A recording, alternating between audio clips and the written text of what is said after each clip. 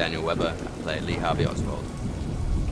He's always seeking excellence, and always believed that he was excellent and wasn't really seen as such. So that caused his wife and himself a lot of anxiety and stress. Please come home.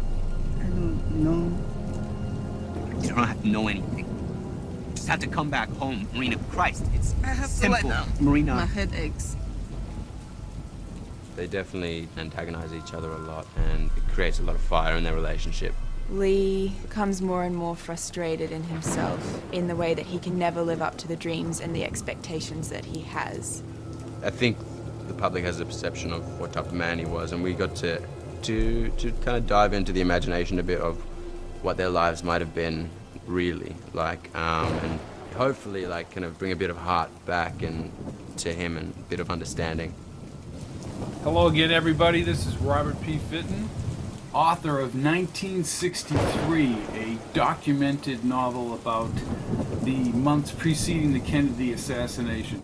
What I've decided to do with my book 1963 is to make another Kindle version of it, but this time I'm going to have a lot of interactive links, actual links within the book to different people that are mentioned in my book and who they really were. I'm not going to create any fictitious character. Everything is going to be grounded in what the record states.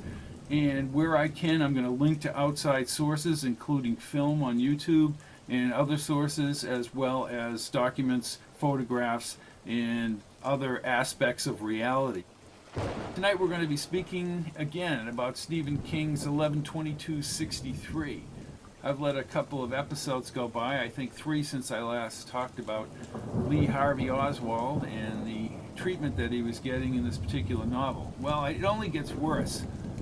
The first thing I noticed a couple of episodes back was the Oswald in the movie at a rally for General Walker. The Oswald in the movie went into a tirade, yelling and screaming, had to be restrained, his arms were waving. It certainly would have been publicized at the time of the Kennedy assassination had it ever taken place. I have looked in every researcher's book to see if Oswald did attend a meeting and blow up like this at General Walker or maybe some of the people at the meeting. What I did find is the same thing I found in my book of witnesses saying that Oswald attended a meeting with General Walker at a safe house, and who knows what was talked about. It wasn't a meeting where Oswald got all upset, and it was in the later part of 1963. So that really upset me, and I have to make a point here. This book, a lot of people have poo-pooed it. It's a great movie, and just sit back and watch it.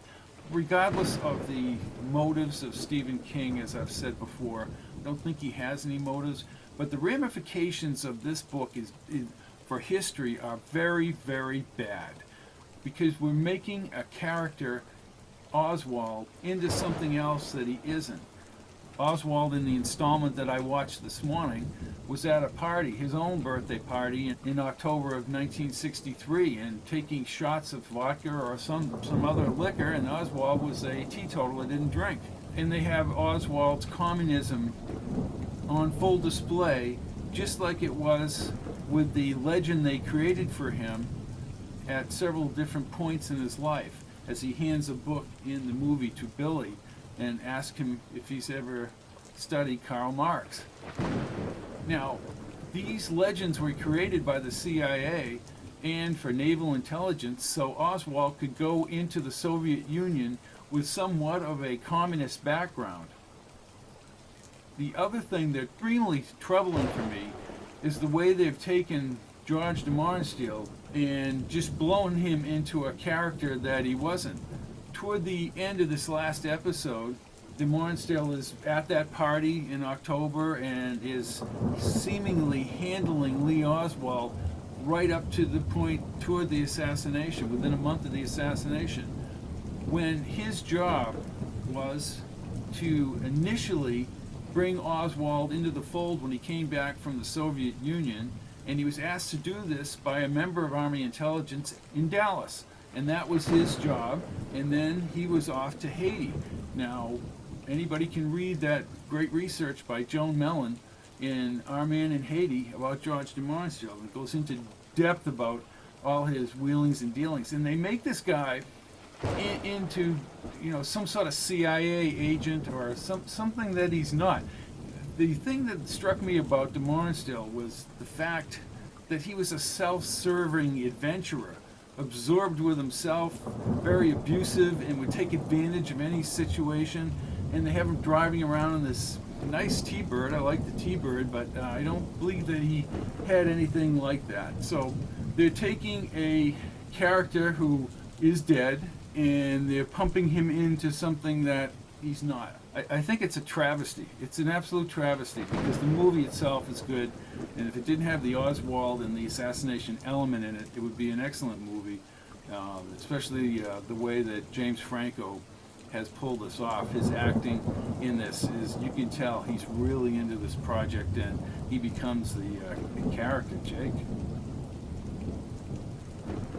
Antonio Veciana just recently admitted that David Atlee Phillips was Maurice Bishop, his contact, and that he met him at the Southland building early September of 1963, and that Lee Harvey Oswald was there with Phillips when he arrived. Chapter 40. The Southland building, Dallas, Texas, Tuesday, September 3rd, 1963, 1:15 p.m. She studied the typed yellow bond paper. Lemon, very pleased by your work thus far. More than we had hoped for. On September 3rd, 1963, before noon at the Southland building in Dallas, Texas, Lee Oswald will arrive, as well as a Cuban exile, Antonio Veciana, and Oswald's CIA contact, David Phillips. Oswald is an associate of the CIA. Do not record anything. Photographs only from an adjacent hotel. In the afternoon, check P.O. Box 3066 at the Terminal Annex building, located at the corner of Houston and Commerce Streets in Dallas. Use this box while in the Dallas area. More information will be forthcoming. Caution. Oswald uses the same postal annex. Stay away from the postmaster, Harry Holmes. Holmes is an FBI informant. If you haven't figured it out, your man under surveillance is also an FBI informant. He brought in 2 FBI agents as soon as he was arrested in New Orleans. At the hotel window, Patch carefully adjusted the long-range camera lens diagonally across the street. Why are Oswald and the Cuban meeting with David Phillips of the CIA?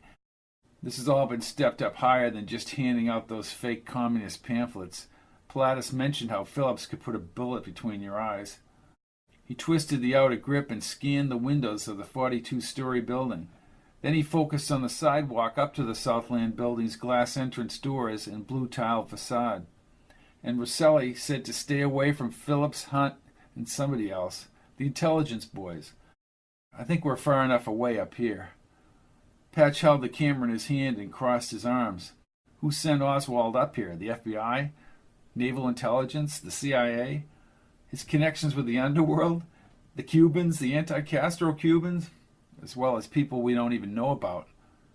At least we shed our North Carolina buddy. Maybe. Patch set down the camera. But who the hell is this guy Oswald? Involved with all these characters, he just melds into the next thing. They're paying us an ungodly amount of money to catalog what he's doing. Patch nodded and sipped the tepid cup of coffee. I think that law firm in Austin is nothing more than a drop-off point.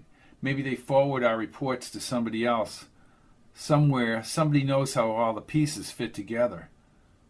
Pilatus knows more than he's saying. I agree. Pilatus knows a lot, said Patch. But it's not him. He parallels everything. Working for whom? All like tentacles of an octopus. Patch lifted the camera up again and surveyed the street traffic. I have 72 exposures in this roll. I have to shoot quickly because I'm sure they're going to be inside the building. Patch again focused on the sidewalk and the Southland entrance. Did you check the map for that Dallas P.O. box? No, not yet, he said, pulling back the zoom. I'll check it. She opened the red American Tourister suitcase on the second bed. Patch caught sight of a dark-haired, mustached man with a long face and a long nose. Probably the Cuban in a plaid shirt. He snapped 2 photos in succession as the man approached the Southland building along the opposite sidewalk. That could be one of them. Sherry dropped the map on the table. I see him. That man is the Cuban. But on which side is he on? She asked. It must be Vesiana. I would think so. Patch took 3 more pictures as the Cuban crossed the road. In the building's shadow, he checked the busy sidewalk away from the building. He lifted his hand above his eyes to shield the sun. Patch caught the gesture on film. Vesiana now stood outside the building. This whole thing is like an enigma, like my memory being wiped. Patch twisted the lenses at full zoom. Inside the building, a slender, middle-aged man with combed-back dark hair, dressed in a white shirt and tie, spoke to Oswald. Oswald wore an open white shirt and dark slacks. When he caught sight of Vesiana, Phillips wrapped up his words with Oswald.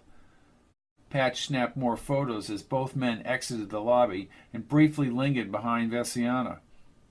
Phillips addressed Oswald again. Oswald listened, then half waved as he went out onto the sidewalk. Oswald and Phillips. Patch captured several more shots and then placed the camera on the table as Oswald blended into the crowd. If a CIA man like Phillips is so important, Patch, what's little old Lee Oswald doing with him? Indeed. P.O. Box 3066, Terminal Annex Building, corner of Houston and Commerce Streets, Dallas, Texas, Tuesday, September 3rd, 1963, 3:30 p.m. Patch moved up the post office steps. In his hand was the brass key from the envelope Pearl had given him at the Cabana Motor Hotel last night. He opened the heavy door and checked ahead. A bald man closed his post office box and tucked his mail under his arm. A young girl with red hair piled her mail on the table against the far wall. She threw a few flyers into the metal wastebasket behind the desk. Patch stepped inside and followed the shaded green numbers on the glass-encased metal-framed boxes. To his left, he sidestepped with the ascending numbers until he found box 3066. He turned the key. The familiar manila envelope was now arched inside the box. He slid it out and was about to head back outside to Shari. He hesitated when Lee Oswald entered the post office. Patch drifted back to where the woman had thrown away the flyers. The wooden table had certified and registered mail slips and trays next to the gray slab wall. He pulled out a conglomeration of junk mail from the trash barrel. His heart pounded. He casually pretended to read junk mail as Oswald's shoes clicked against the floor tiles. In his peripheral vision, Patch noted Oswald pass by him toward a box no more than 20 feet away. Patch watched Oswald out of the corner of his eye. The slim Oswald, hair neatly trimmed, opened the box. He pulled out a white legal-size letter and several smaller pieces of mail. Oswald then closed his box and walked by Patch with the white envelope in his hand. He studied Patch's face with his gray eyes as if he were memorizing it for an exam. His dark stubble indicated he had not shaved for a while. He squinted, twisted his lips, but retraced his steps across the post office. A deep anxiety now settled over Patch. He listened to Oswald's shoes echo off the walls. The sound faded, and Oswald exited through the heavy doors up front. He never looked back. Patch's heart kept thumping as he wondered why they had set him up in the same post office as Oswald. Maybe it was the way Oswald had looked him over. He had a deep, unsettled feeling about Oswald. Patch opened the manila envelope and slipped out a crisp yellow sheet with the typewritten message. Lemon, return to New Orleans. Before you leave Dallas, an 8mm camera is waiting for you at the department store camera department at Main and St. Paul Streets in Dallas. Instructions for proper use of the camera are in your New Orleans box. Shoot the film we want, and it's worth $10,000. And it's worth the $10,000. It's critical that you remain a distance from Oswald at all time. Oh, sure, I blew that one. More money lined the inside of the envelope. He placed the paper back in the envelope. For another few minutes he waited just to be sure Oswald had left the area. Then he too exited the building. Beyond the next block, Shari opened the Impala door. She stepped onto the sidewalk and ran toward Patch. They met at the corner of the post office building. Did he see you? She asked in a low voice. Then you saw him. Yes. Scrutinized my face. Oh no. And the manila envelope? The line of work that he's in, I'm sure he has to be aware of what's around him. He got a white envelope and some other mail. So now he's in Dallas, she said. I think he'll be wherever they send him. What was in our envelope, he asked. They want us to pick up an 8mm camera at a local department store and then head back to New Orleans. They want us to film something for 10 grand. It must be risky. You know it and I know it. Across the busy street on a park bench, Lee Oswald watched the traffic. Patch took her hand and started back to the Impala. Don't look now, but Oswald is on the bench across from the post office. A green and white bus pulled from the curb, and when it sped away in a cloud of black exhaust, like a magician, Oswald had left the bench. Patch watched the bus's taillights turn red at the next intersection. I don't think him seeing me means anything right now, but if he sees me again, he may put it all together. Hopefully that won't happen. I had a feeling, that same unsettled feeling sweetness when I saw him up close. I can't tell you why.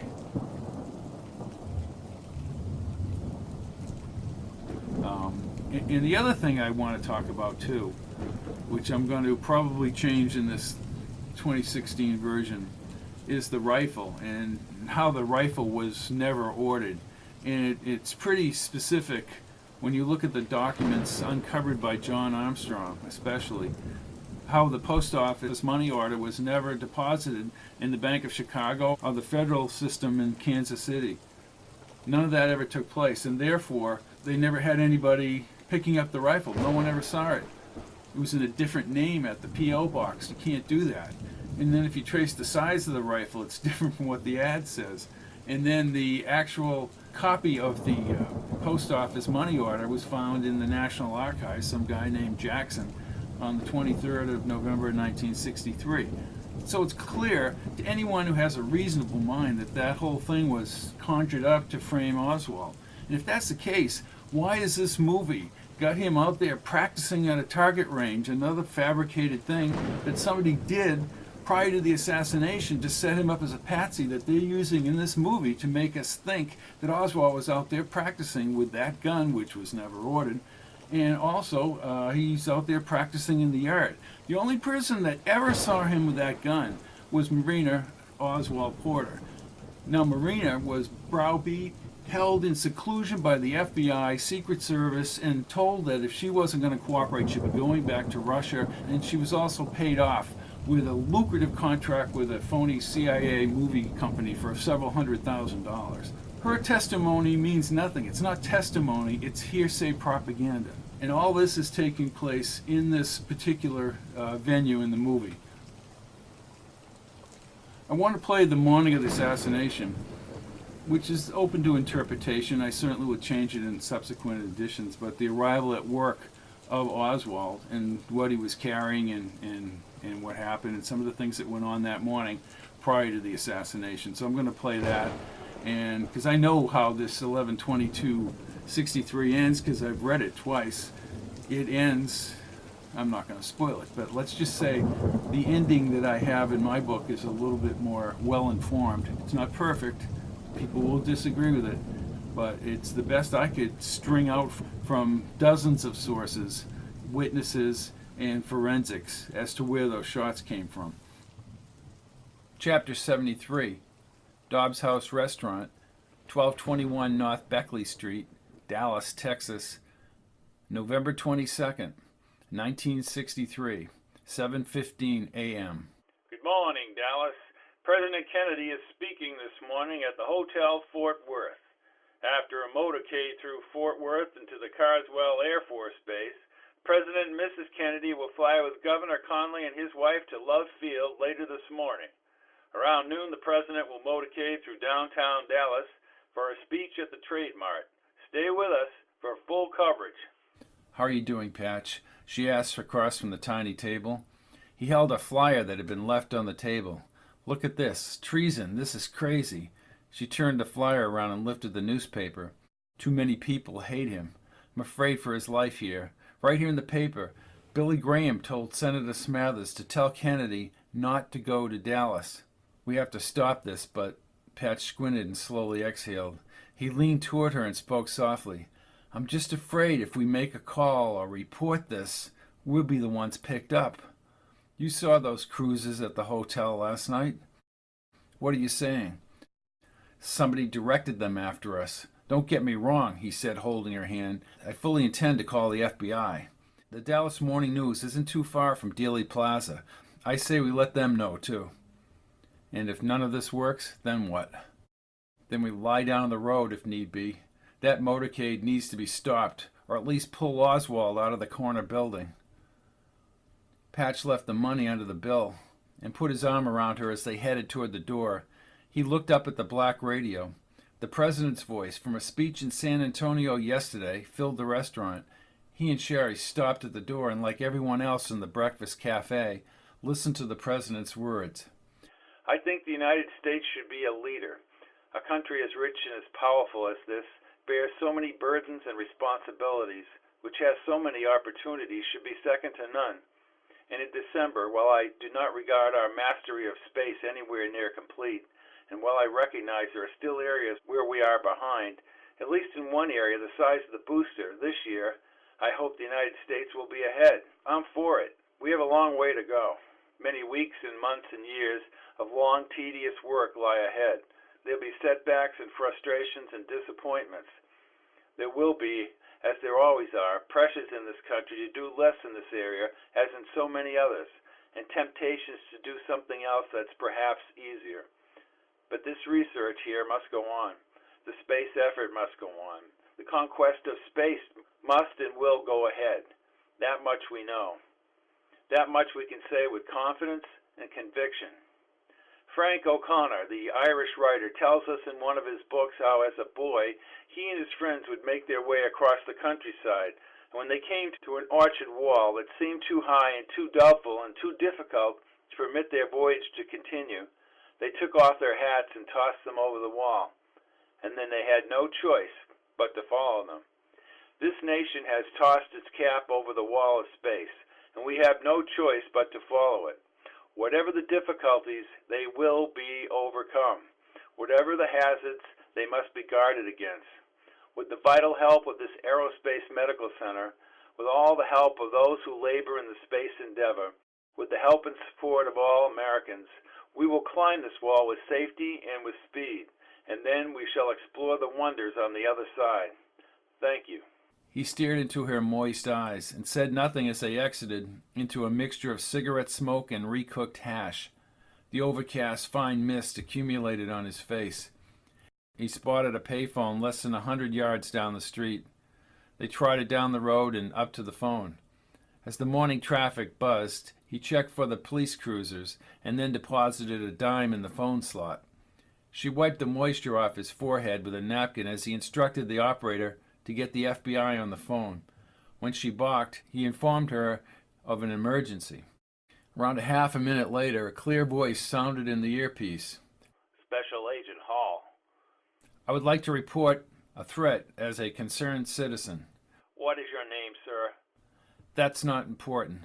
I heard Cubans on Bar Harbor Drive in Dallas, Texas, talking about doing something in President Kennedy's motorcade when it turns by the Texas School Book Depository building in Dealey Plaza in Dallas.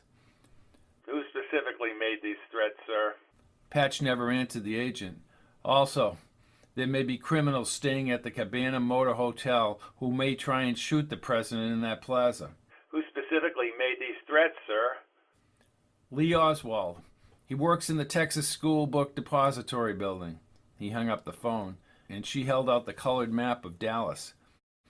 We head up North Beckley to Commerce. That will bring us to the depository building. Patch ran his finger along the map's roadways. He checked his watch, and they started up North Beckley. The FBI will take action.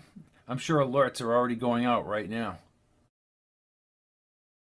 Dealey Plaza, Dallas, Texas, Friday, November 22nd, 1963, 7:46 a.m. Oswald's place of work, a red sandstone structure, appeared like a block building assembled from a child's toy kit. It rose up in the drizzle atop a small hill as they approached from the west. An oversized yellow ad sign for Hertz car rentals displayed the time on a white-lettered digital readout diagonally across the roof, 7:46 a.m. He pulled her up an embankment and crossed the multiple railroad tracks adjacent to a concrete overpass bridge. A skinny man with a mustache and glasses yelled from an office down the tracks. "Hey, get off the tracks, you two! This is Union Terminal Railroad property." "We're just passing over," Patch called back as he held Sherry's hand and continued along the railroad beds. "You're damn lucky the train doesn't mow you down." Patch waved and they stepped by a silver railroad box and over a steam pipe. Down the bridge embankment, a parking lot and a stockade fence overlooked the roads constructed below the overpass. The depository hovered over a clump of oak trees to the rear. A dirt lot was aligned diagonally to the service road beyond the fence. Cars already filled the area behind the stockade fence. According to the paper, the president's speech at the Trade Mart would occur around noon, 4 hours from now, after he passed through Dealey Plaza. An older dark Chevy with thin white walls rounded the parking lot. Patch pointed as Oswald, wearing a light jacket with big sleeves, stepped from the car. Whoever drove the car revved the engine and stayed behind. Oswald got out of the car and pulled out a paper sack from the back seat. He waited for a short time by the cyclone fence as the driver raced the engine. Just as the driver cut the engine and shut the door, Oswald cupped the bag under his armpit and walked behind the stockade fence toward his workplace.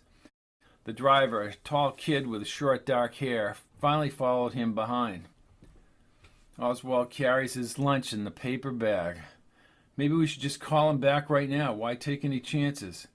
A dark squad car edged along the road behind the depository. Oh no, cops. Patch turned and took Sherry's hand, was about to speak when he observed a second police car moving slowly along Elm Street in front of the depository. Beyond the cruises, a blue Chevy headed south on Houston. He saw the North Carolina plates. The Chevy. They were in the parking lot when I was kidnapped. Naval intelligence? Why are they here? They can't be after us. He led her back up the embankment near the silver railroad switching boxes along the tracks. The guy who had yelled at them was not around. They retreated over the triple underpass. The freeway traffic moved steadily to the left, and the V-shaped stockade fence framed the little hill above the plaza. I'd been here before. It must have been in the future. She looked at him as if he really were crazy. He pointed ahead. They built a hotel and a huge tower. Why was I here? Patch, I know you think I've lost my mind. If you came back here through time to prevent something from happening to Kennedy, then, well, the important thing is that we notified the FBI. They'll take Oswald out of that building. Maybe that's what the police are doing right now. Or looking for us like they were last night. Mesmerized by the red brick depository building, Patch shook his head as he fought to remember. Then he followed the quick turn onto Houston Street and a second sharper turn onto Elm Street. Main Street actually went straight below the underpass. The motorcade should go straight. Why is it taking a right and then a sharp left? How is that safe? And there are tall buildings around here. She looked into his eyes. Not the best route to protect the President of the United States. This is Robert P. Fitton, and I've been zooming into the fictitious reality of 1963, 11/22/63 by Stephen King.